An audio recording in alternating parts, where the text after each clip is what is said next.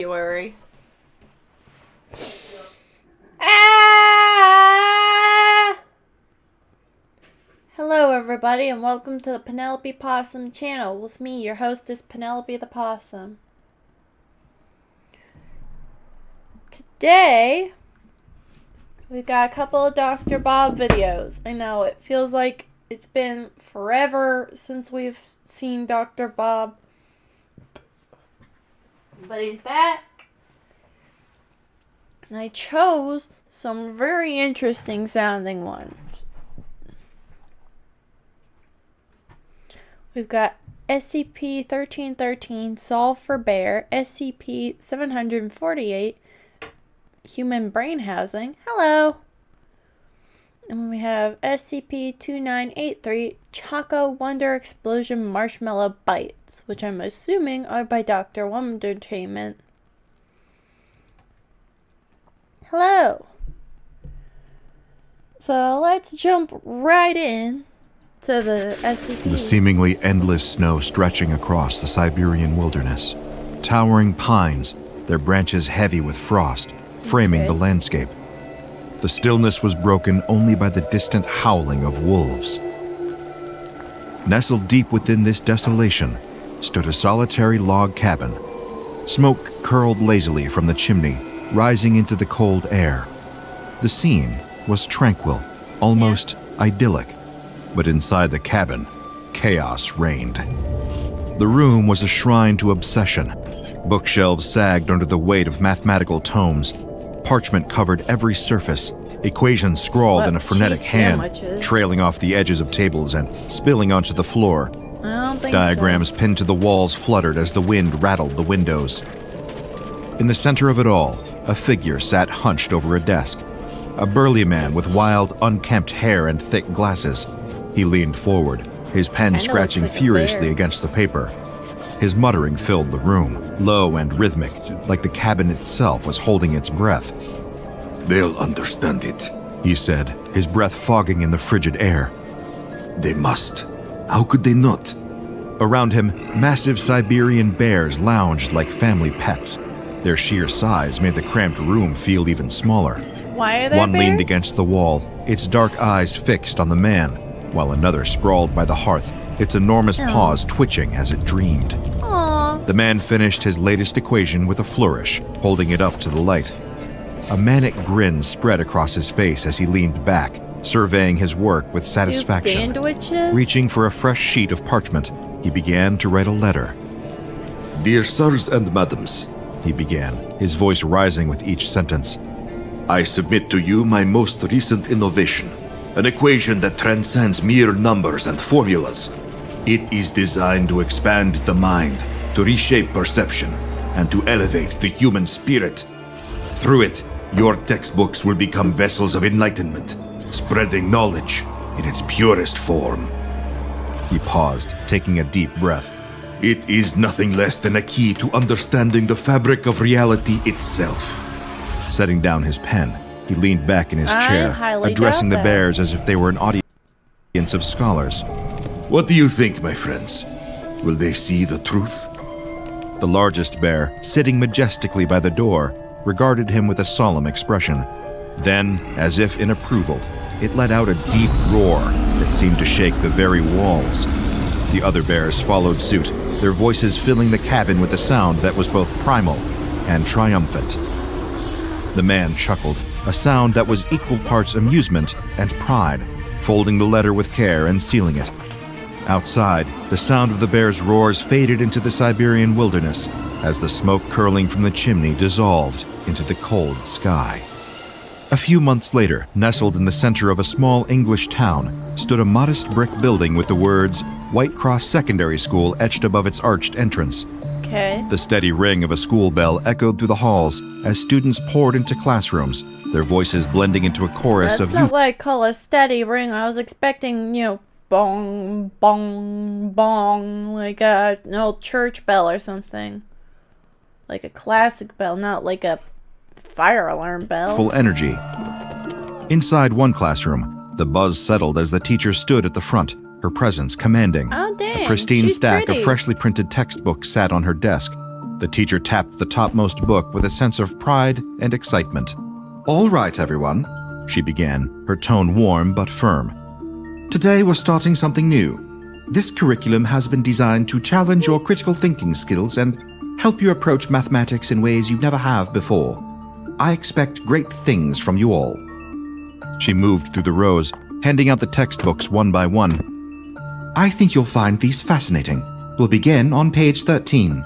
Some students eagerly flipped through the pages, eyes lighting up at the promise of new material. Ooh. Others sighed heavily, already doodling in the margins, resigned to what they considered another tedious math lesson.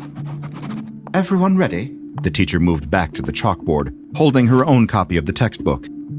She opened it to the specified page, her finger trailing down the numbers and What? Huh? What is... Huh?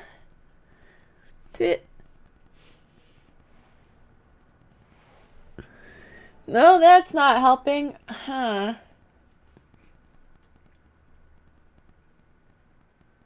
I couldn't tell you. Oh, I wasn't didn't press record. Oh well. symbols printed there. "This," she said, gesturing to the equation displayed on the page, "is what we shall be working on today. It's a bit different, but don't worry. It's meant to be a challenge." The equation spanned the width of the page, its symbols intricate and precise, with a complexity that seemed to vibrate just beneath the surface. Numbers looped into patterns, forming shapes that felt unsettlingly alive. A few students gasped audibly. "It's like it's moving," one whispered, leaning closer to their book. "That's impossible," another muttered, though their voice lacked conviction. From the front of the room, the teacher smiled encouragingly. "I know it looks intimidating, but let's break it down together.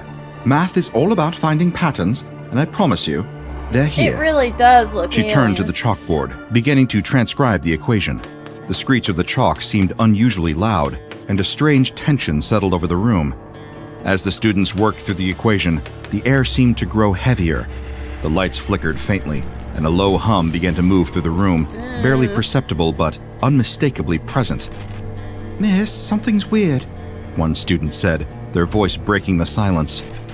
The teacher turned back toward her classroom, perplexed. "I feel strange," one of the students quivered. The teacher's brow furrowed. "It's just a complex problem," she reassured them, though her own voice carried a hint of unease. Then it began. Oh A god. faint growl echoed from the far corner of the classroom. Heads snapped around, eyes scanning the room for its source. "Did anyone hear that?" someone whispered. Another growl, louder this time, and a shadow flickered across the wall. The teacher froze, her eyes darting toward the sound. "Everyone stay calm," she Does the said, math her voice problem steady despite the summon growing bear unease. ghosts? "It's probably just..." The explanation never came. A massive fur-covered form materialized near Or the back of bears. the room, its golden eyes gleaming with predatory Maybe it focus. summons bears. A collective scream erupted as the bear let out a thunderous roar, its bulk towering over the desks. Students scrambled, chairs and desks toppling as they tried to put distance between themselves and the creature. The It's teacher a stepped bear. forward instinctively, her arms raised. "Stay together, don't panic," she shouted over the chaos. The bear took a step forward, its claws scraping against the linoleum floor. The hum in the air intensified, and the equation on the chalkboard seemed to shift, its symbols warping subtly. More growls followed, and the impossible happened again. Another bear appeared. The math problem must be mimetic or something.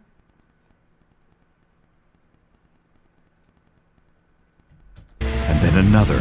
The creatures prowled between the desks, their sheer size and presence dominating the small classroom. The teacher stood frozen, her gaze locked on the bears as they circled the room. The students huddled together in corners, their fear palpable. And on the chalkboard, the equation seemed alive now, its symbols twisting and warping as though mocking the chaos it had unleashed. The The frick? growls of the bears filled the room, a low, guttural symphony that drowned out the sobs of the fear-stricken students.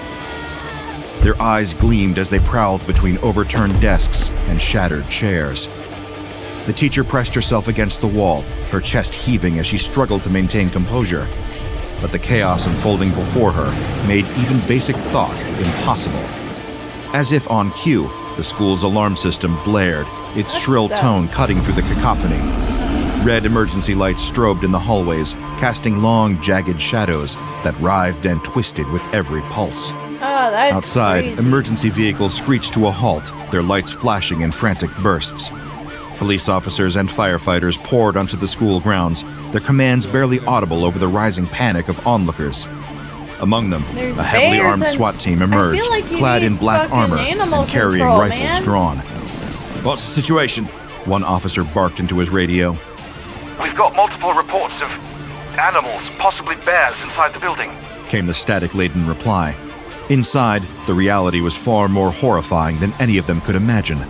The teacher clutched her desk for support as the bears stalked closer.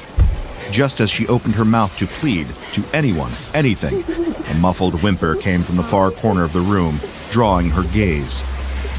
One of the students was trembling violently, their body jerking as though caught in an invisible grip.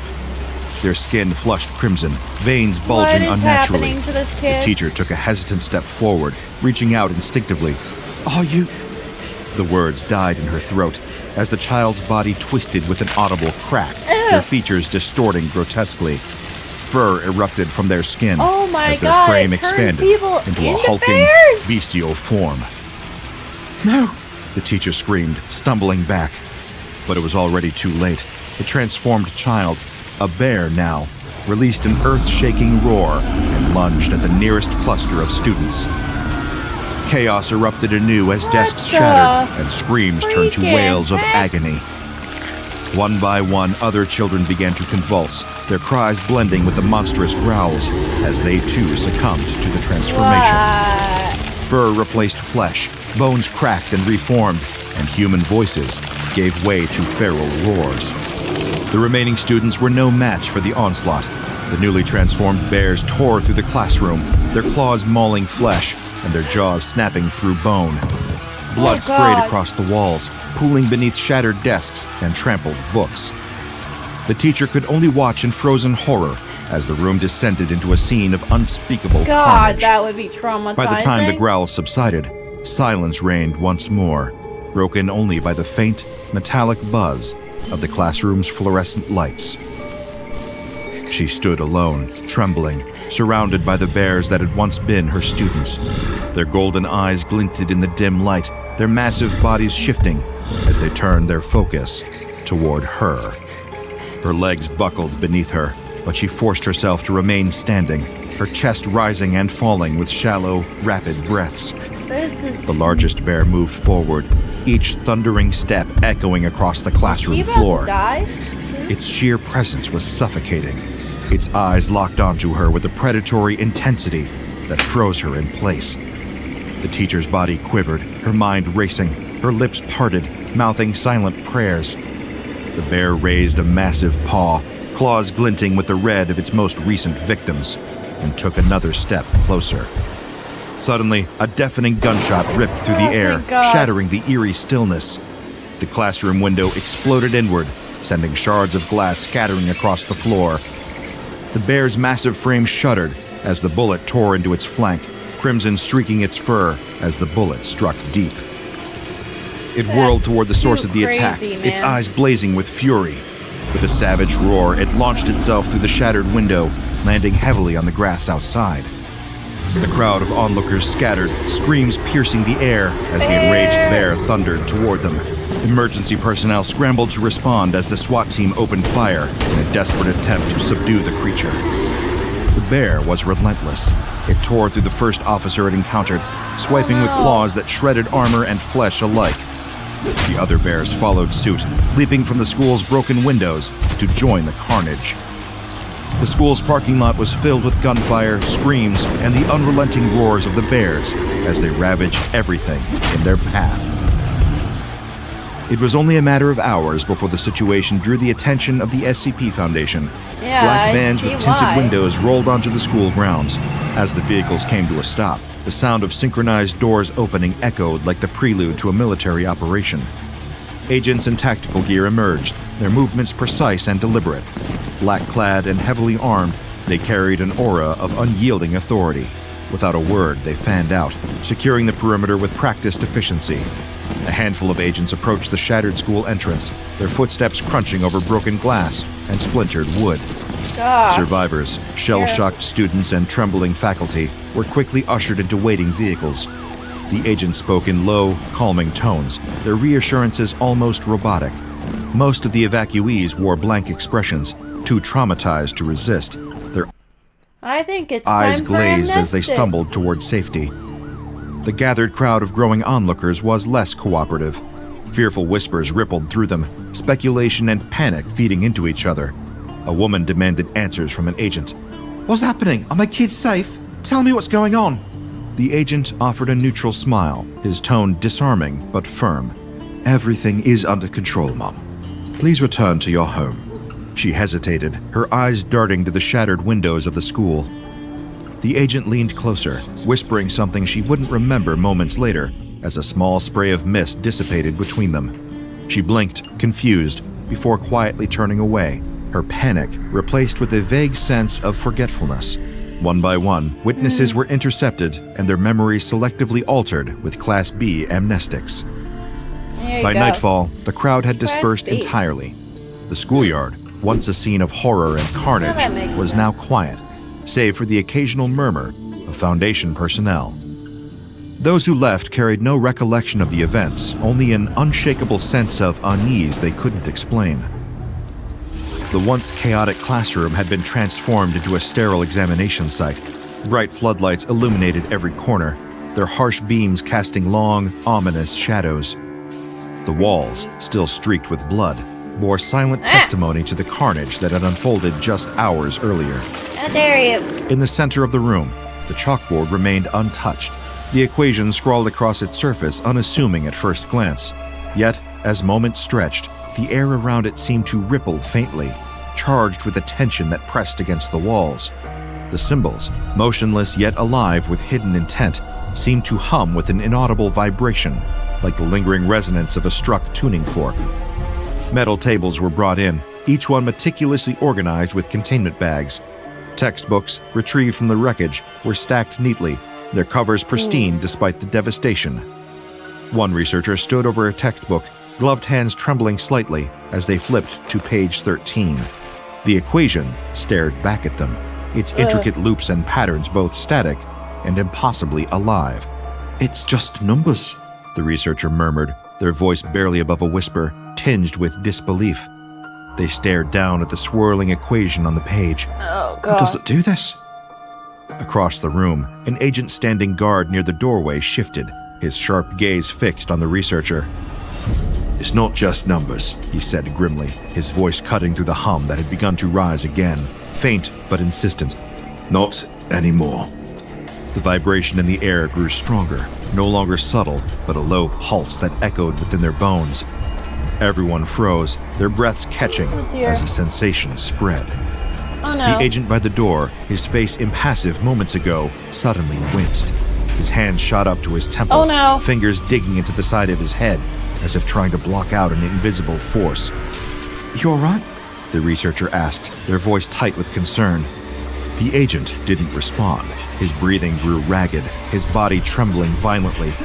Something's wrong. He choked out, his voice strained. Before anyone could react, he doubled over, a guttural groan tearing Oh, from his no. throat. His skin flushed, veins bulging grotesquely across his neck and arms. Oh, my God. His uniform strained against his rapidly expanding frame as his body contorted, bones cracking audibly. Get back! The lead agent Ugh. barked, shoving the nearest personnel toward the far wall. The transformation was swift and horrifying. Fur erupted from the agent's skin in patches, spreading in uneven bursts until his entire body was covered in a thick, matted coat. His face elongated into a snarling snout, golden eyes gleaming. In moments, the man was gone, replaced by an enormous bear that roared with an earth-shaking fury. Chaos erupted. Ow. The bear lunged forward, swiping a massive paw at the nearest agent. The impact sent the victim sprawling, their body colliding with a metal table before crumpling to the floor in a lifeless heap. Oh Blood no. splattered across the sterile room, stark against the clinical white floodlights. Take it down! The lead agent shouted, his voice cutting through the screams. The remaining agents opened fire, their weapons cracking loudly in the confined space. Bullets tore through the air, striking the bear's thick hide, but the creature didn't falter. It charged forward, its jaws clamping shut around another agent's arm, ripping through flesh and bone with sickening ease. So good. The researcher pressed against the wall, their heart pounding as they watched the destruction unfold. The hum from the equation seemed to grow louder, more insistent, as though feeding on the chaos. The lead agent didn't hesitate. He raised his rifle, aiming directly for the bear's head. A single, thunderous shot rang out, the bullet striking true. Oh, The bear staggered, its roar faltering as it collapsed to the floor with a crash. For a moment, the room was silent, save for the labored breathing of the surviving agents. Blood pooled around the lifeless bear, its golden eyes staring blankly at the ceiling. Everyone regroup. The lead agent commanded, his voice tight but steady. Get the injured out of here. Secure the materials now.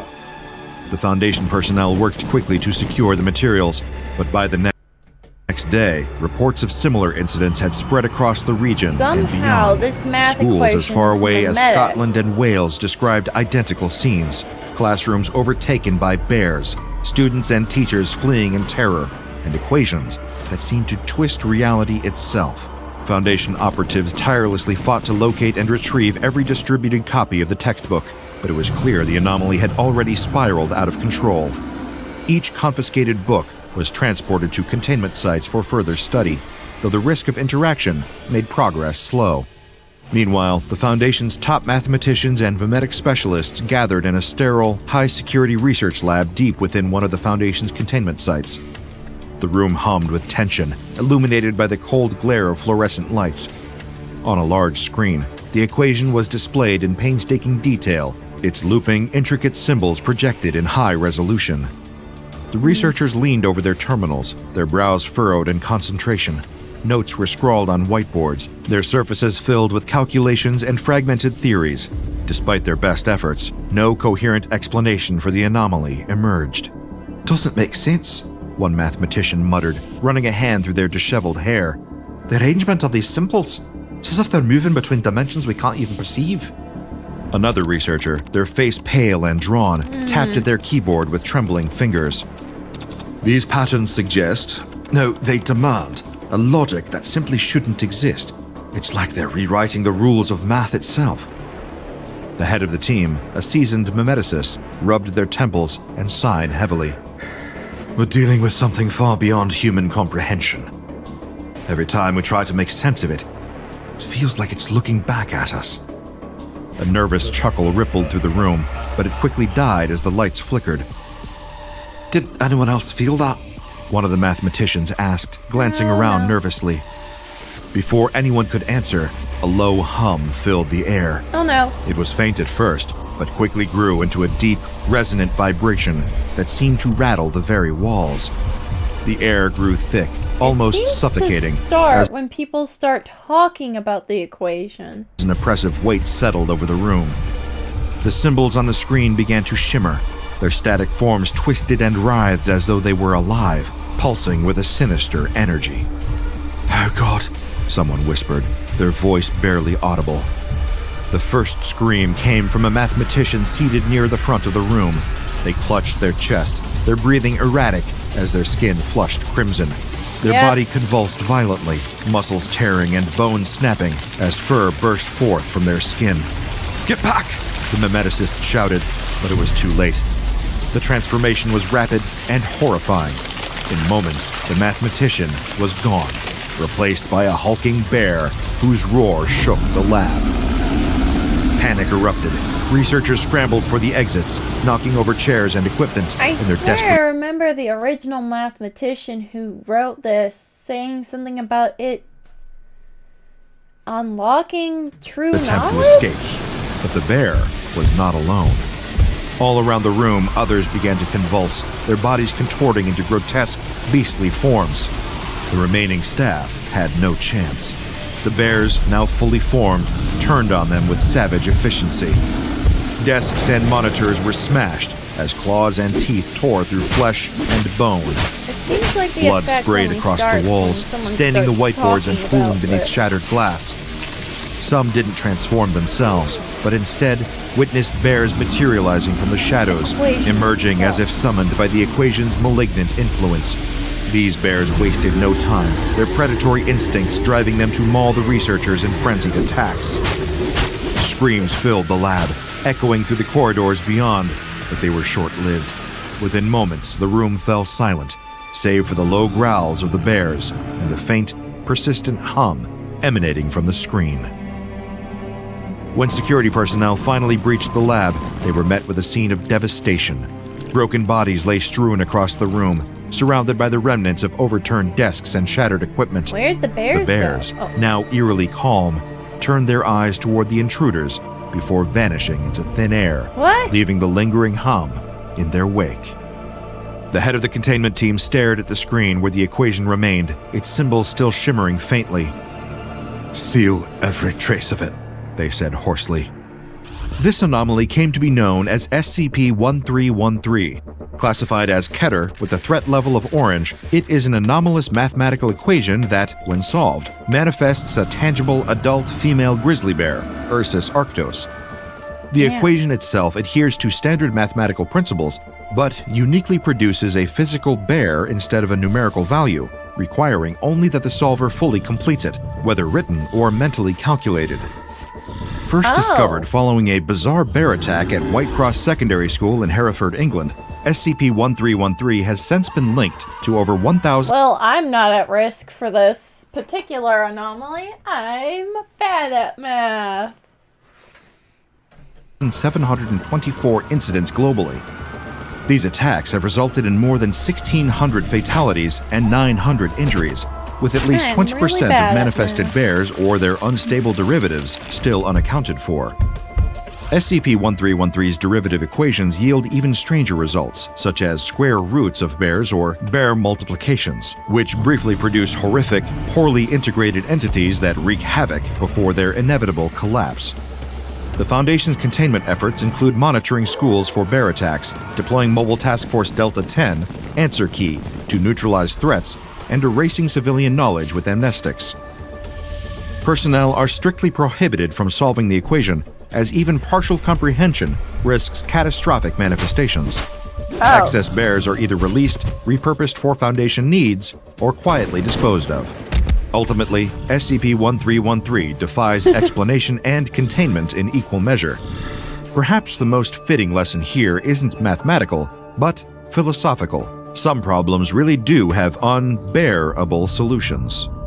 Boo! Bad joke, The Dr. sun Bob. dipped low Bad over joke. Lowell, Massachusetts, casting golden light across the town.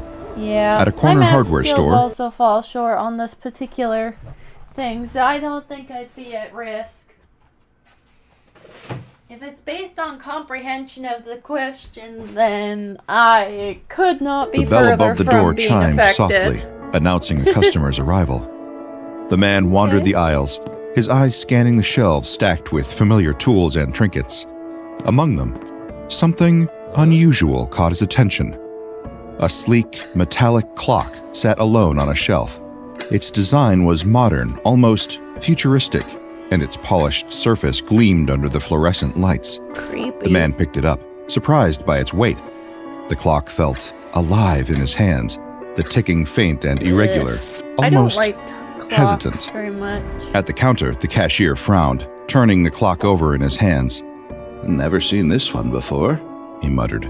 With no price tag or barcode, he shrugged. "Take it, on the house." Later that evening, the clock took its place on a mantel. Its odd rhythm filled the quiet house, a faint ticking that seemed to stutter and syncopate. As the hours passed, the ticking softened, fading into silence. At precisely 2:13 a.m., an explosion What? ripped through the stillness. The blast shook the neighborhood, shattering windows and causing alarms to blare. In the living room, the mantel was scorched, the clock obliterated. Scattered across the floor lay the remains of its owner, their chest torn open. Among the debris was something that didn't belong, brightly colored fragments that shimmered in the moonlight. candy. Candy? Smoke billowed from the chimneys of Metzger's factory mill, painting the horizon in shades of gray. At the gates, workers shuffled in before dawn. Factory. Their movements were slow, their breaths shallow. The clang of the iron gate closing behind them marked the start of another endless day. Inside, the factory floor was alive with noise. Machines roared and clattered, their steel arms moving in perfect rhythm. The air was thick with the scent of oil and the metallic tang of sweat. Looks Metzger hellish. stood on the platform above it all. His eyes swept over the workers below, cold and calculating. The roar of the machine seemed to flow through him, a sound he knew intimately. "Faster," he said. The foreman at his side stiffened. He didn't question the command. Instead, he barked orders, his voice sharp enough to cut through the din. On the floor, the workers picked up their pace. Hands blurred as they fed the machines, faces twisted with strain, but no one dared stop. The rhythm of the factory demanded it. One worker, a boy barely old enough to be there, hesitated. His fingers fumbled over a bundle of thread, and the machine jammed, producing a metallic groan. The boy froze. His eyes darted toward the looming figure of the foreman, who was already moving toward him. The cane came down hard across the boy's shoulder. He Ow. winced, but didn't cry out. "You jam the machine, you waste time," the foreman snapped. His cane pointed to another worker nearby. "Take his place." The boy stumbled back, clutching his arm. The machines didn't stop. They were relentless. Metzger sat in his office. The roar of the factory floor below was a constant hum beneath his feet. He didn't mind it. It was familiar, a reminder of the work being done. His desk was covered in ledgers. Numbers filled the pages, precise and clean. Profits, losses, expenses. Metzger's pen moved steadily, each stroke deliberate. He paused only when the door creaked open behind him. The foreman stepped inside, hat in hand. He hesitated, lingering near the threshold like a man about to deliver bad news. Oh boy. Metzger didn't look up. He merely gestured for the foreman to speak. "There's been talk," the foreman said. The pen stopped mid-stroke. Metzger's eyes flicked up, narrowing slightly. "Talk?" The foreman shifted his weight, glancing at the floor. "Some of the workers, they're unhappy. Hours, conditions." Metzger leaned back in his chair, the leather creaking under his weight. His hand rested on the desk, fingers tapping against the wood. I could see why. "They're saying things, sir, about striking." The room fell silent, except for the muffled roar of the machines below. Metzger's gaze didn't waver. "Stop it," he said finally. The foreman blinked, as if the simplicity of the command caught him off guard. "Sir? Stop it," Metzger repeated, leaning forward slightly. His voice was calm, but his words carried the weight of a blade. "Do whatever it takes. They work here because I allow it. Let them remember that." The foreman swallowed hard. "Yes, sir." Metzger guy's picked up gonna his pen regret again, this. the conversation already forgotten. That night, the factory gates stood open, their iron bars slick with mist. The machines had finally gone quiet, their relentless rhythm stilled. Metzger stood alone outside, his hands tucked behind his back. The street beyond the factory was dark, save for the faint glow of a distant gas lamp. Beneath it, shadows moved. He saw them clearly now, a small group of workers gathered in whispered conversation. Their faces were tired, but there was something else in their eyes, something sharp. Defiance. Metzger watched from the Oh, shadows, boy. his jaw tightening. Their voices were too soft to hear, but the energy was unmistakable. They were planning something. He could feel it. His breath was slow and measured as he turned back to the factory. "Let them try," he muttered. His lips curled into a faint smile. The factory gates were blocked at dawn, workers standing shoulder to shoulder, their faces pale but resolute. They carried signs hastily painted on scraps of wood, the words smudged but clear enough. Fair wages, safer conditions, no more 16-hour shifts. 16 hours! Inside the factory, Damn. Metzger watched from the second-floor This must be balcony. before His unions. foreman stood behind him, shifting nervously. "They're not budging," the foreman said, his voice tense. "They will," Metzger replied, calm as ever. won't. He gestured to the gates below. "How long can they hold out without pay? Without food?" The foreman hesitated. "Some of the townsfolk are on their side. They're collecting donations. Metzger's eyes narrowed slightly, the faintest crack in his composure. He gestured to be left alone. Metzger leaned back in his chair as the foreman left, the sound of boots fading down the hall. He reached for the ledger on his desk, flipping it open. Metzger spent hours at his desk, poring over ledgers that refused to balance. The profits he'd built his empire on were bleeding out, lost to strikes and delays.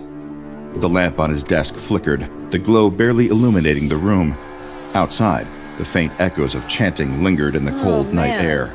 Metzger closed the ledger with a sharp snap and leaned back in his chair. The numbers were worse than he'd feared. He traced a finger along the desk's edge, his jaw tightening. "They'll break before I do," he murmured to himself. The flickering light caught his attention again, drawing his gaze. The shadows in the corner of the room seemed to stretch unnaturally.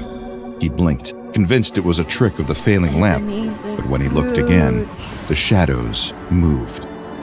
"You've done well," a voice said, low and smooth. Metzger froze. His eyes darted to the corner, where a figure now stood. He hadn't heard the door open. The figure was tall, impeccably dressed in a dark suit that seemed to shimmer faintly, almost as though it weren't entirely solid. "You shouldn't be here," Metzger said, keeping his voice steady. The figure stepped forward, its movements deliberate. Its features were wrong.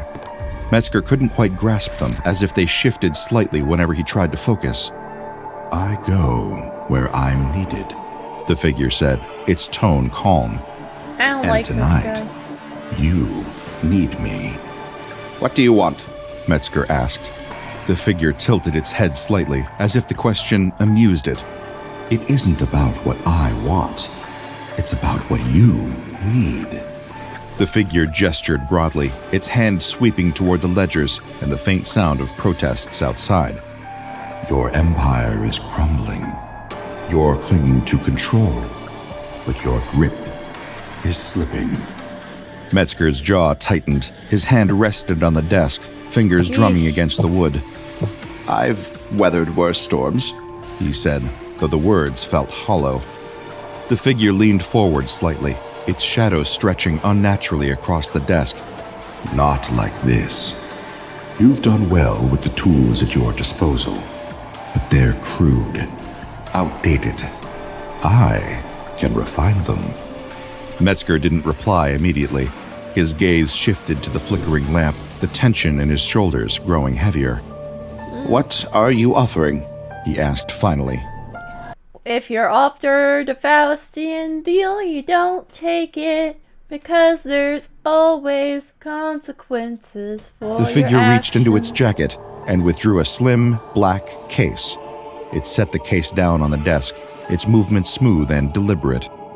"Salvation," the figure said. "Machines that never break, workers that never tire, profits that never dwindle. Your empire will rise to heights you've only dreamed of." Metzger stared at the case. His instinct told him to push it away, but his ambition kept him rooted. "And what do you want in return?" The figure's smile widened, though it wasn't reassuring. "Only what's necessary." The room grew colder, the flickering lamp Don't casting take it, erratic dude, shadows. bad. Metzger reached for the case, his fingers brushing the cool surface. It clicked open easily, revealing a single sheet of paper. The symbols on the page shimmered faintly, their shapes shifting and writhing, as if alive. Oh, man. Metzger leaned closer, squinting at the incomprehensible script. "What does it say?" he asked, his voice quieter now. "You expect me to sign something I can't even read?" The figure chuckled softly, a sound like metal grinding against stone. "You don't need to read it. You only need to understand this.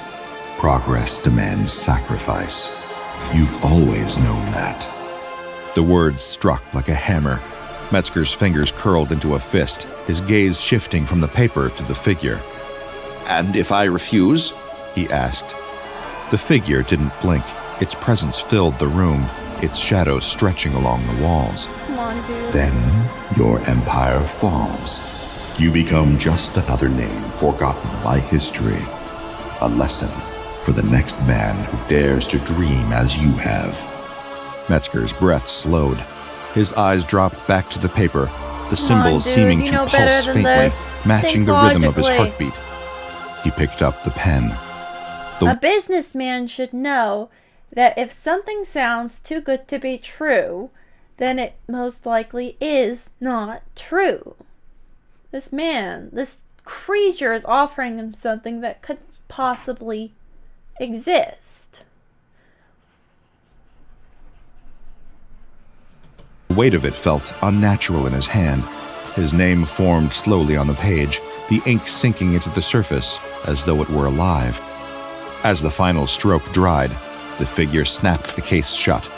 You've made the right choice, it said, No, you stepping didn't. back. You made the The wrong room choice. dimmed as the This is figure gonna retreated end into the poorly. shadows. By the time Metzger looked up, he was alone again. Beneath him, the floorboards hummed. The factory changed overnight. It began with the machines. They arrived without warning. Metzger had not ordered them, yet here they were.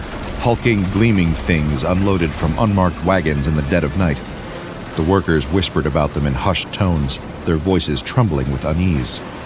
The machines were unlike anything they had ever seen. Their surfaces gleamed unnaturally, seem- untouched by rust or grime, and their designs defied logic. Say? Pipes twisted at impossible angles, gears spun without power. When the workers passed too close, they swore they felt heat radiating from them, though no fire burned nearby. Metzger stood on the factory floor the morning they were installed, watching as the foreman struggled to assemble them. He did not intervene. His gaze was fixed on the largest of them all, a towering construct that dominated the center of the factory. Very thought for the audience. People born in 2009 are going to start learning how to drive this year. Yeah. Modern Warfare 2 is old enough to drive. The workers called it the Behemoth. It was a machine Looks like a unlike any nuclear other, power a labyrinth plant. of twisting metal and endless conveyor belts. Pipes extended Or from its core, burrowing yeah, into I the walls might and floors dream up as a if the nuclear factory power itself plant. were alive. Metzger's journal entry that night was brief but telling. The Behemoth does not sleep. It breathes. The first products were simple, bolts of silk so fine they shimmered in the light, tools crafted with a precision that no human hand could replicate. But the Behemoth's hunger grew. It demanded more raw material, and the workers labored endlessly to feed it. One day, the Behemoth produced something new. Metzger inspected the line personally. His eyes widened as he lifted a small, shining object from the conveyor belt. It was a toy, a delicate, mechanical bird with wings that fluttered when he turned a hidden key. He tested it once, beautiful. twice. The wings moved perfectly, almost lifelike. Remarkable. He murmured. But the workers didn't share his awe. They whispered about the Behemoth in terrified tones, swearing they had heard it groan and shudder late at night. Some claimed it spoke, though they dared not repeat what it said. And then the Behemoth began to consume more than raw materials. Metzger noticed it first in the missing time cards, workers who had punched in, but never punched out. Where are they going? He asked one morning, his voice sharp as he stood before the foreman. The foreman looked away, his hands tightening around his cane. Oh, man. I haven't seen them, sir. Metzger's eyes narrowed. You're lying. The foreman swallowed, but didn't answer. The truth revealed itself soon enough. Metzger had descended to the lower levels one night, drawn by the rhythmic pounding that reverberated through the factory walls. His lantern cast jagged knew it. shadows as he followed the sound to a cavernous room he had never seen before. The Behemoth's pipes extended here, their surfaces slick with an unidentifiable substance. The pounding came from within. Metzger's lantern shook as he raised it higher, illuminating the walls. Bones. They were small, almost unrecognizable, but there was no mistaking what they were. His breath caught. The sound of footsteps behind him made him spin. Standing in the doorway what the was fuck? one of the new overseers, its faceless mask glinting in the light.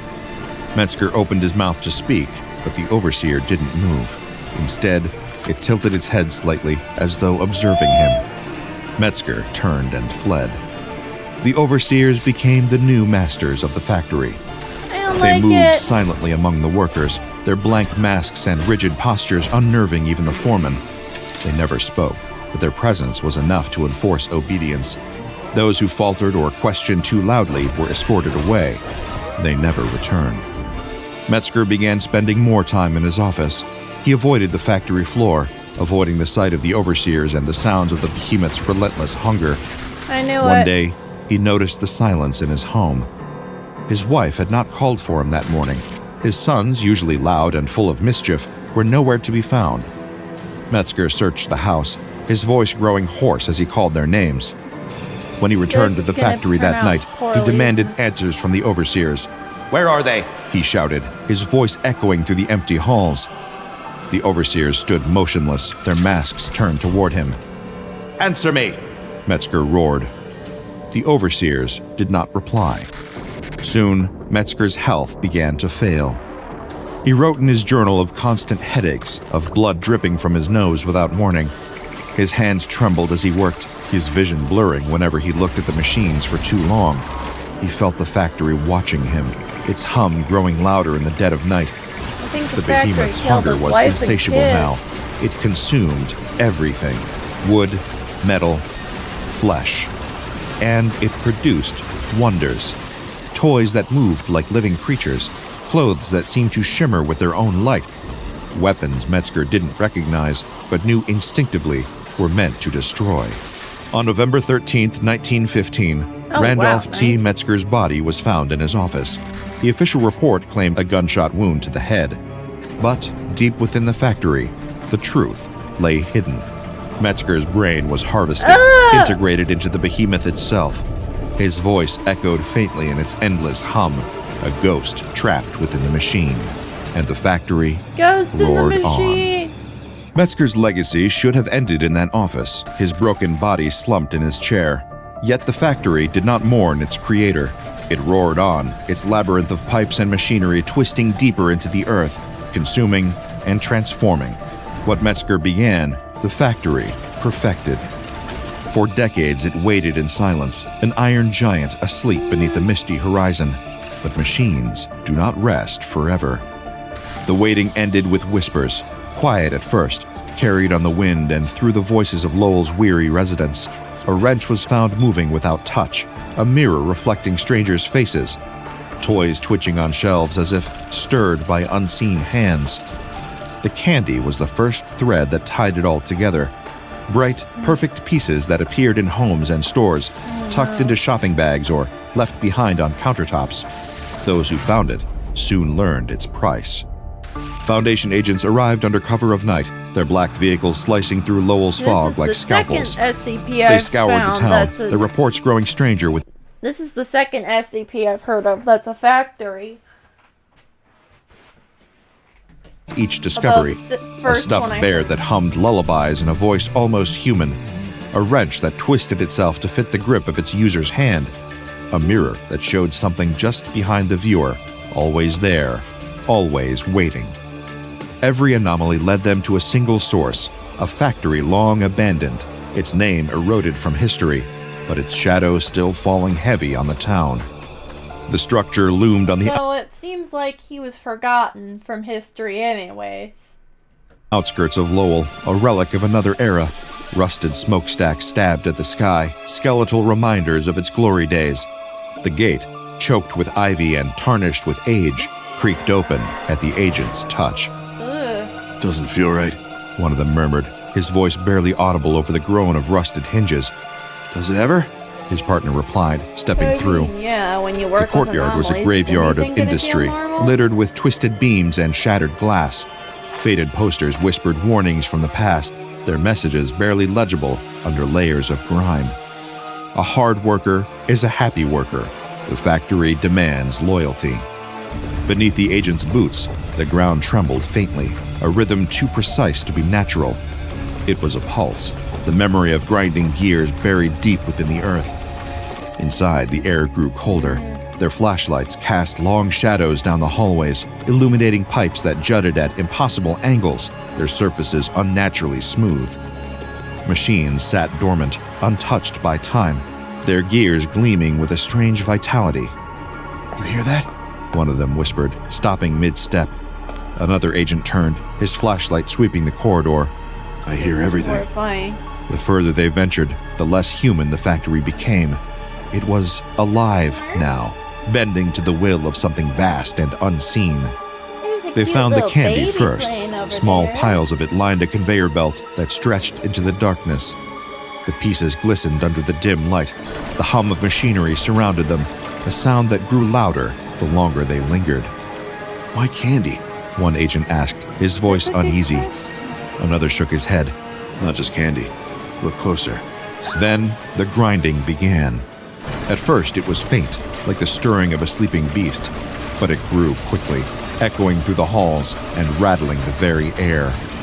The agents froze as the sound built to a crescendo, the walls around them seeming to breathe with the vibrations. What the hell's that? One of them muttered, gripping his flashlight tighter. Nobody answered. At the heart of the factory, they found the door. It was massive, its rusted chains stretched taut across its surface. Warnings in dozens of languages covered the metal, some scrawled hastily, others etched with care. The markings glowed faintly, ancient symbols that defied understanding. The ground vibrated in perfect rhythm, a heartbeat that pulsed through their boots and up their spines. Horrifying. The air itself seemed to shift, heavy with a presence they couldn't see, but felt pressing against their skin. Do we open it? Someone asked, his voice barely above a whisper. The team leader hesitated. His hand hovered near the rusted chains, but the grinding sound grew deafening. No. He said finally, stepping back. Whatever's behind that door, it doesn't need us to let it out. Something stirred behind the door. They felt it before they saw anything. A vast, unknowable awareness watching from the shadows. The grinding sound reached its peak, a deafening roar that drowned out every other thought. And then, the door moved. The agents stood frozen as the chains rattled and the warnings burned brighter. The factory had waited long enough. It was awake. And somewhere deep within, a voice echoed through the endless labyrinth of steel and gears. Gentlemen, It said, smooth and triumphant. I do declare the factory is back in business. The anomaly in question, that has come to be designated as SCP-748, is no longer confined to Lowell. GPS readings suggest that it operates in tandem with hundreds of similar facilities scattered across the globe, Oh, from that's Tokyo to horrifying. Liverpool, Sao Paulo, and beyond. These instances are linked through dimensional anomalies, allowing them to function as one unified entity. While the exact number of linked factories remains unknown, their combined scale defies containment and comprehension. At the core of the factory lies the Infinity Engine, an immense, self-sustaining production system. Its primary function, to create. From everyday consumer goods to horrifying weapons of destruction, the factory's output is boundless. Its raw materials are anything it can consume: metal, wood, flesh, or even the ground itself. The factory's products appear worldwide in what the Foundation designates as Mammon events. There are the Alpha Mammon events, in which the factory harvests materials through SCP-748-5 entities and converts them into products. No distinction is made between living and non-living matter during this process. And there are also Omega Mammon events, in which anomalous items, ranging from toys to weapons, manifest in retail stores globally. These products are irresistible to consumers, but carry deadly consequences. Transactions involving them leave no trace. Money vanishes upon use, and digital records dissolve into nothingness. The first Omega Mammon event resulted in 33 fatalities, a precursor to widespread chaos. Site-68, once the Foundation's primary containment site for SCP-748, has been lost. Personnel were systematically converted into SCP-748-5 entities, while the site itself was salvaged and absorbed into the factory's growing infrastructure. The factory's metamorphic state, walls shifting unpredictably and machinery erupting without warning, renders surveillance and containment impossible. Efforts to recover control have resulted in catastrophic failures. Drones and CCTV are destroyed or distorted, and personnel sent into the factory are rarely seen again. The workforce that once powered Metzger's mills has been replaced by humanoid machines known as SCP-748-5. These entities are the remnants of human workers and Site-68 personnel, surgically and mechanically altered into grotesque industrial automatons. SCP-748-5 entities lack skin, their bodies plastinated with an advanced, flexible material. Their faces have been replaced by phonograph-style horns, emitting static-laden sounds. Their left hands are replaced with industrial tools, such as circular saws or sickles, while iron cages on their backs carry harvested materials. SCP-748-5 can phase in and out of physical reality, rendering them intangible and impossible to physically restrain. They can self-destruct, leaving no recoverable evidence for research. The overseers roam freely, harvesting materials indiscriminately, spreading the factory's influence with surgical precision. The factory's inner workings are dominated by machinery that defies logic and physics. There is a vast network of alien devices scattered throughout the factory, each one operating autonomously and self-repairing. Wow. These machines have been designated as SCP-748-2. They are all eerily pristine, untouched by rust or decay, and appear to shift subtly when unobserved. Then there is SCP-748-3. They are pillar-like structures housing preserved human brains, submerged in green liquid, and functioning as storage units for the factory's memory. These brains are thoughtless tools, extending Metzger's influence across the network. At the center lies the Behemoth, or SCP-748-4. Crazy. Metzger's brain serves as the factory's central intelligence. Now a biomechanical entity weighing over 275 tons, SCP-748-4 communicates in distorted tones, issuing orders and proclamations to the global network of factories. Metzger's voice declares the factory's ultimate purpose. The world will be divided, producers and consumers. Those who resist will be industrialized. The Foundation has officially classified SCP-748 as Keter. It is uncontainable. Instead, they are focusing on mitigating mammoth events and limiting the spread of its products. Dr. Bob, Judy's come Choco on. Wonder- Don't use the anomalies for your own service. Come on, Dr. Bob. Explosion Marshmallow Bites are a brand of chocolate-flavored rice-based cereal. Oh, These Judy? so-called tasty treats are otherwise known to the personnel of the SCP Foundation under the designation of SCP-2983. As the product's name suggests, this anomalous breakfast cereal not only has suspected ties to Dr. Wondertainment, either a single reality-bending anomalous individual or an anomalous manufacturing business, but also contains dehydrated marshmallows in varying different shapes. Cute. Since learning of the existence of SCP-2983, the SCP Foundation has been monitoring the delivery manifests of trucks traveling to supermarkets and grocers across most of Europe for shipments of Choco Wonder Explosion Marshmallow Bites. Foundation web crawlers are also instructed to monitor online activity for any mentions of SCP-2983 or related keywords to help determine where shipments are being delivered to or delivered from.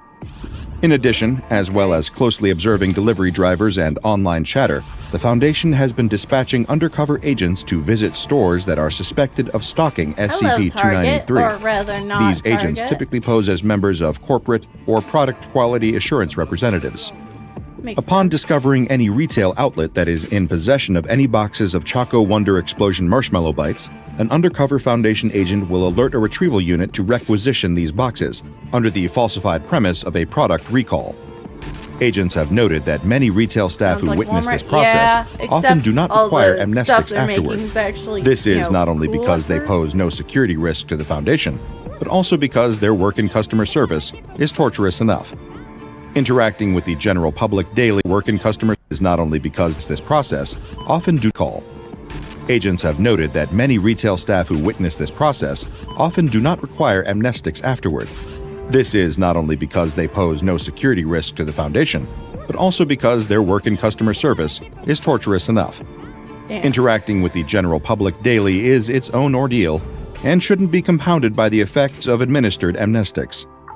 Once any instances of Damn. SCP-2983 That's for are real, for real, tracked though. down and secured, the retrieved boxes are then delivered to Site-55, where they are cataloged and stored alongside other low-risk anomalous items.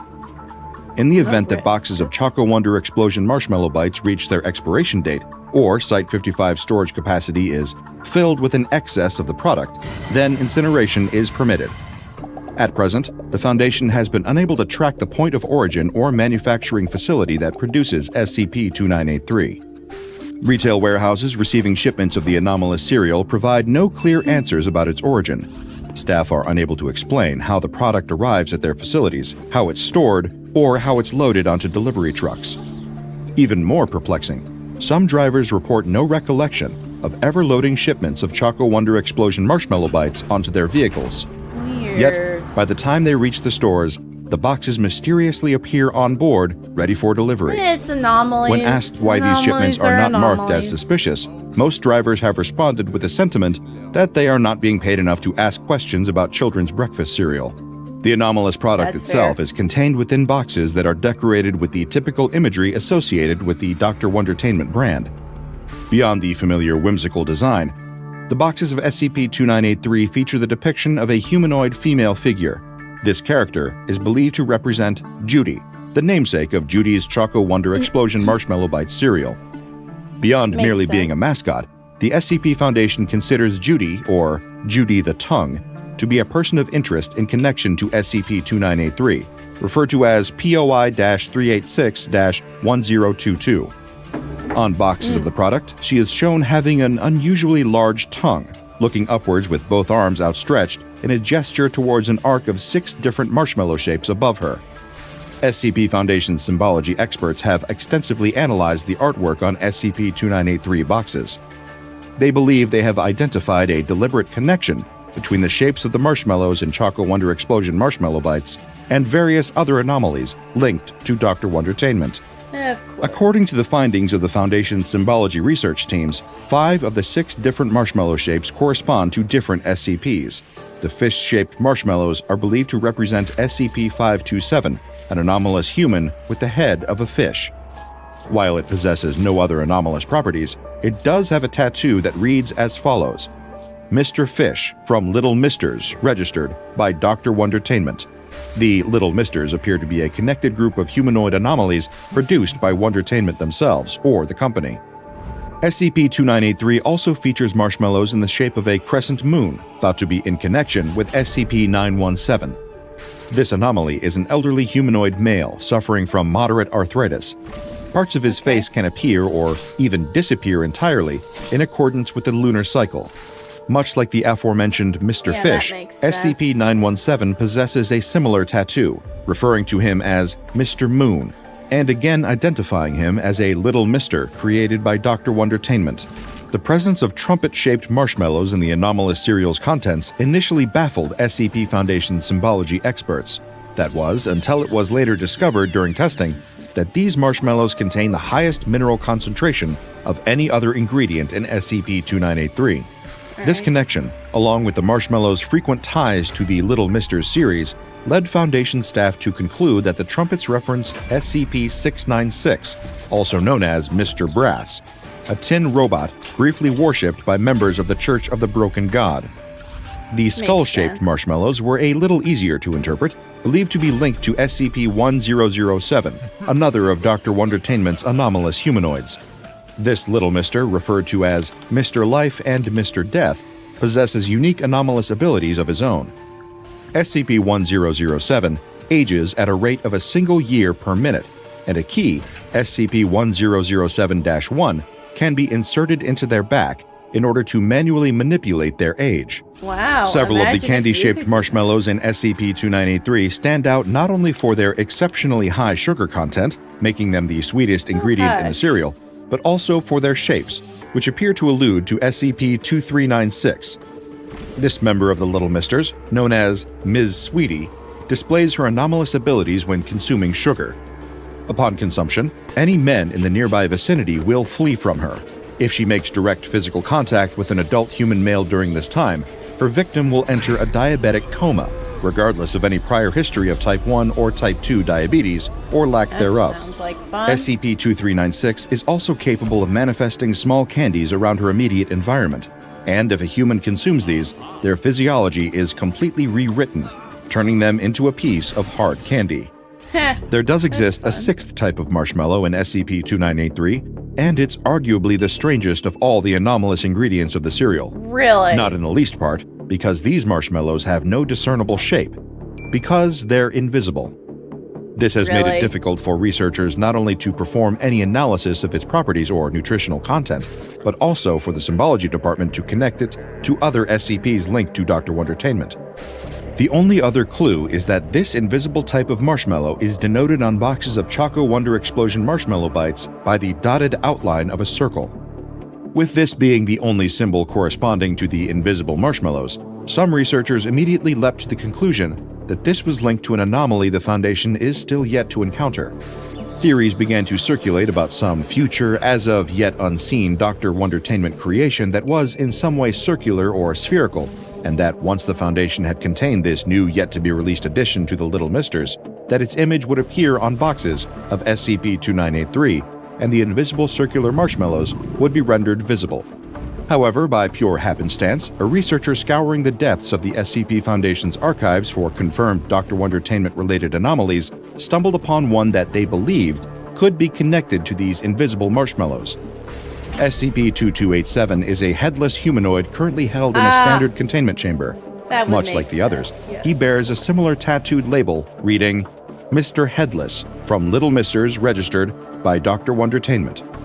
The researcher quickly realized that's why there were invisible marshmallows present within SCP-2983. They were meant to be representations of SCP-2287's missing head. The anomalous properties of SCP-2983 do extend beyond its connections to other existing SCPs, however.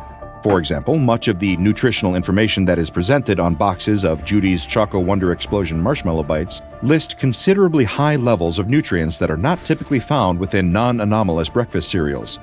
Testing has revealed that, as stated on the box, the fish-shaped marshmallows contain high quantities of omega-3, a nutrient that is typically only found in fish meat. Similarly, bad. the box claims the cereal itself is rich in vitamin B, despite this being more commonly found in pork and poultry products. Vitamin D3 has also been found in these skull-shaped marshmallows, as well as a high concentration of calcium.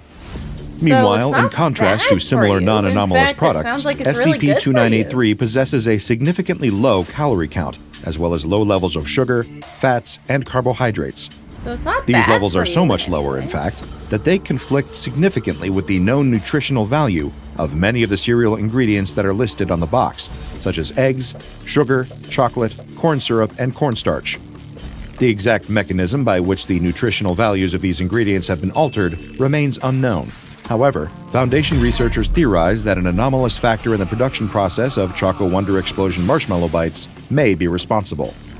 Although this may not seem to pose a significant threat to the general public, nor appear to justify the Foundation's efforts to collect seemingly harmless boxes of cereal, the containment of SCP-2983 remains a top priority for several critical reasons. Okay. For one, the Foundation is still unaware of potential long-term health effects resulting from prolonged consumption of Judy's Choco Wonder Explosion marshmallow bites. For another, Okay, the fair. exact motives and goals of Dr. Wondertainment, whether they are a company or an individual, still remain unclear to the Foundation. And for a Fair. third reason as to why the Foundation wishes to prevent consumer access from this product, it sings. When Judy's sings? Choco Wonder Explosion marshmallow bites are placed in a bowl containing at least 227 milliliters of milk, the dehydrated marshmallows in SCP-2983 begin to move and emit vocalizations. These anomalies have been observed during testing, singing songs that typically focus on the topic of proper dental hygiene and its importance, the benefits of regular exercise, consuming a balanced diet, and other lifestyle choices generally considered to be healthy. Once their song has concluded, the marshmallows will return to their inert, non-animated state and will cease any further anomalous behavior. Although SCP-2983 is hardly a harmless, threat, but it knowing presents Dr. a danger. Wondertainment. If this product was to remain available to the public, and people were to witness this occurring, it would risk exposing the existence of anomalies to the world. If anyone, including a child, observes the marshmallows animating and singing when exposed to milk, the SCP Foundation is authorized to conduct a full search of the witness's domicile and seize the contraband cereal. Amnestics are to be administered to anyone who witnesses SCP-2983's anomalous Aw. properties activating, Poor in kid, order he to just prevent knowledge of witnessed something anomalous activity magical. becoming commonplace among the public. To observe the effects of consuming It just SCP-2983, is odd, the Foundation requisitioned several test subjects. Using the cover story of a market research survey, children under the age of 12 were invited to taste test bowls of Choco Wonder Explosion marshmallow bites. These bowls were strategically prepared with less than 227 milliliters of milk. The feedback among those participating in the study was consistent.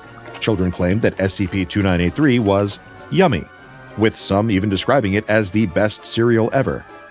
Another identical test was conducted, but with adult subjects in the place of children. Okay.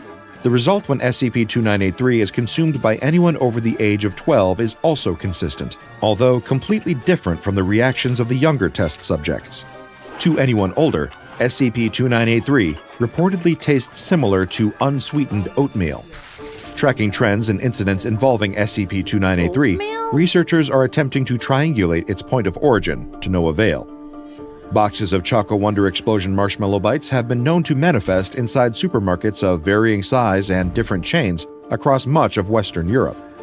This occurs with no discernible pattern, sometimes appearing already on the shelves, other times in storerooms, and in other instances, delivered alongside other stock in the backs of delivery trucks. However, SCP Foundation web crawlers looking for mentions of SCP-2983 were able to uncover a crucial piece of information. The anomalous cereal can also be purchased online. Dr. Wondertainment maintains an online storefront. However, the website cannot be Really? reached through the use of most conventional web browsers, most notably Google Chrome, Microsoft Edge, Opera GX, Safari, Mozilla Firefox, and several other widely used browsers are unable to access the site https://wondertainment.redacted. Specifically, the Aw, product page Bean. for SCP-2983 can be found at the URL sweets.wondertainment.redacted/choco-wonder. The product page corresponding Really? with Judy's You're really Choco Wonder redacting Explosion the Marshmallow fun Bites bits? TM Dang. has been under Foundation observation since its discovery. Attempts to trace the creators of the site, or any servers where it may be being hosted, have proved futile. However, on the 1st of July 2002, a message was posted to the bottom of the webpage announcing a prize giveaway of an unknown Dr. Wondertainment product. The announcement prompted users to input a code found on boxes of SCP-2983 for a chance to win. This activity naturally caught the SCP Foundation's attention, and sure enough, boxes of the anomalous cereal started appearing with promotional codes. These consisted of 6 characters each. However, the codes were composed of mostly esoteric symbols and characters that were impossible to type. Identified as being common shibboleth runes, these could only be recreated if they had been observed directly. This prevented the Foundation from deploying bots to input random combinations of letters and numbers. Instead, the only way to access the giveaway was to purchase as many boxes of SCP-2983 to test their codes. The head researcher assigned to the project, May Waters, was tasked with cataloging and inputting codes found on the cereal boxes. Given that the Foundation had no idea what the Wondertainment Prize was, or how dangerous it could be, the SCP-2983 research team was allotted a budgetary increase of $20,000. This was then increased to $100,000 after more and more boxes of SCP-2983 began manifesting in stores across Germany and Austria.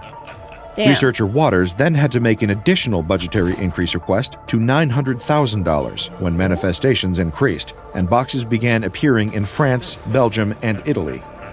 Further increases were to be subject to approval by the O5 Council, though boxes of SCP-2983 seemed to be spreading through most of Europe, including the British Isles and even reaching parts of northern Africa. This continued throughout 2002 and into 2003. Then, on the 18th of February the subsequent year, an update message was posted to the SCP-2983 vendor page. It explained that Dr. Wondertainment's headquarters, Wonderworld, a city-sized extra-dimensional theme park accessed from Boston, Massachusetts, had expanded their sweets and consumables department due to increased demand. This was set to lead to not only a massive influx of Judy's Choco Wonder Explosion marshmallow bites, but 3 new lines of anomalous cereal: Judy's Fruity Yummy Tropical Paradise Delights TM, Judy's Peanut Butter Brownie Crisps TM, and Judy's Honeygram Bee-licious Bites TM. The Those all announcement sound also delicious. promised additional codes for winning special prizes, and if someone found all of these, they would win a Super Ultra Mega Prize. Even more anomalous singing cereal, including these new variations, quickly began appearing out in the world. This posed a potential unmitigated disaster for the Foundation.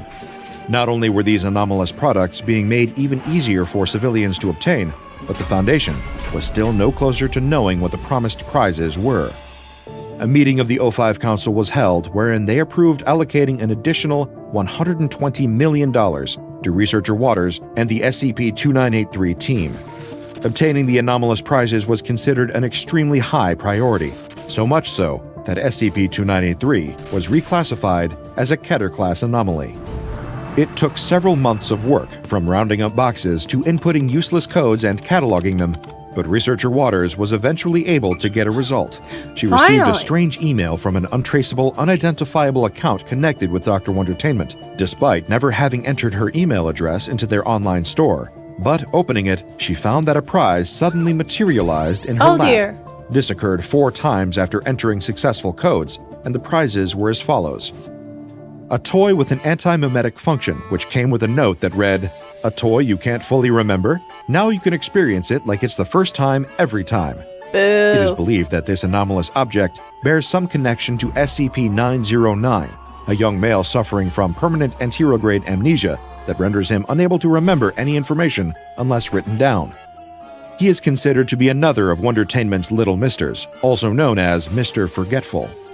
The second prize obtained by researcher Waters was a box labeled Dr. Wondertainment's Truth or False, holding a seemingly infinite number of trivia cards. Experts on the SCP-2983 research team quickly identified a connection between these cards and SCP-2284, a man whose anomalous properties compel anyone around him to believe any statement he makes. Like earlier examples, SCP-2284 is also part of the Little Misters series, known as Mr. Lie. Acquiring the next prize, researcher Waters was presented with a plastic potato that increased its temperature on contact with human skin. However, the object seemed unable to cause burns, even if reaching a temperature that would normally leave severe damage. With it was a note that seemed to link this prize not only to another Little Mister, but an entirely different anomalous group of interest too. Researchers were already aware of SCP-644, Right. also known as Mr. Hot, another anomalous humanoid who can determine if a person has biological children and detect children's wishes. The assumption was that this hot potato was a deliberate reference to SCP-644. Makes sense. However, the accompanying note read, "Just when you think this potato's calmed down, this steamy, starchy spud will surprise you by being not cool yet." The end of the note makes a very clear reference to the anomalous art collective Are We Cool Yet? Interestingly, AWCY was responsible for the creation of SCP-2635, an uncooked red potato that can kill half the members of an organization if it remains in their possession for an entire year. Any Really? person possessing SCP-2635 for over a year will also die, hence its nickname of the hot potato. The fourth prize, labeled as Chuck Chatter's Chilling Chops, were a set of wind-up teeth that could eat any toy food placed in its path. This seemed to be a direct reference to yet another Little Mister, Mr. Hungry, or SCP-913 to the Foundation. SCP-913 possesses an anomalous condition that causes him to enter a trance-like state and eat anything in sight, unless he is fed an average human's daily caloric intake every 2 hours. After collecting all 4 of the special prizes mentioned in the announcement on the SCP-2983 product page, researcher Waters received another email confirming that she would receive the promised Super Ultra Mega Prize within 3 to 5 business days. These all seem like your standard cereal box prizes so far. Nothing unusual. After receiving this email, researcher Waters allowed herself to be confined to a standard humanoid containment chamber and instructed personnel to treat her as an anomalous humanoid until the prize arrived. The prize itself was a cylindrical container in purple and yellow wrapping paper. There were no mimetic, anti-mimetic, or cognitohazardous properties. In fact, nothing anomalous about the object at all. Opening it, inside, researcher Waters discovered a poster depicting the anomalous musical performance group, the Little Misters, with a message on the back in permanent marker. Before the poster could be neutralized, having determined it to be safe, researcher Waters was granted permission to keep it and hang the object on the wall of her office. To this day, there have been no further instances of prize giveaways connected with SCP-2983. Written on the back of the poster was the following message.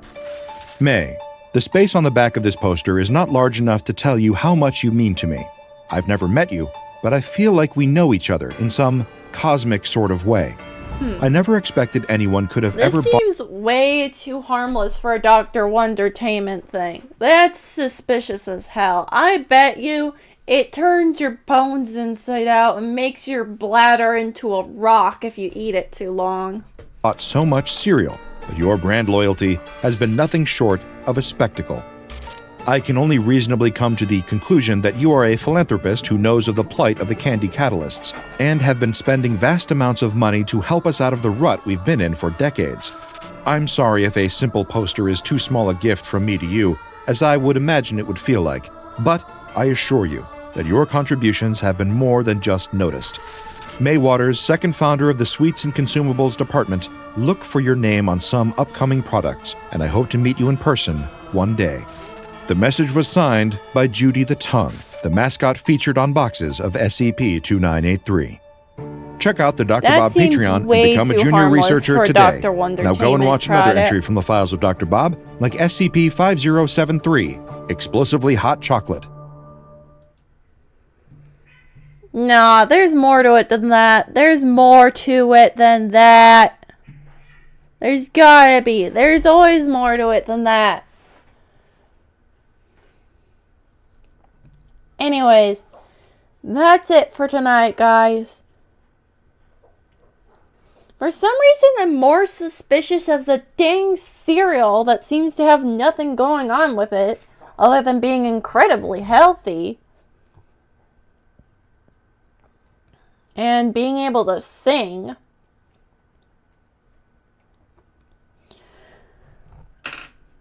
That seems the least. Yeah, it was not bad at all. Like, there was nobody's teeth exploding out of their eyeballs or livers being removed or anything. It was the surprisingly tame SCPs. All of them were, relatively fine. I'm so suspicious of that cereal, though.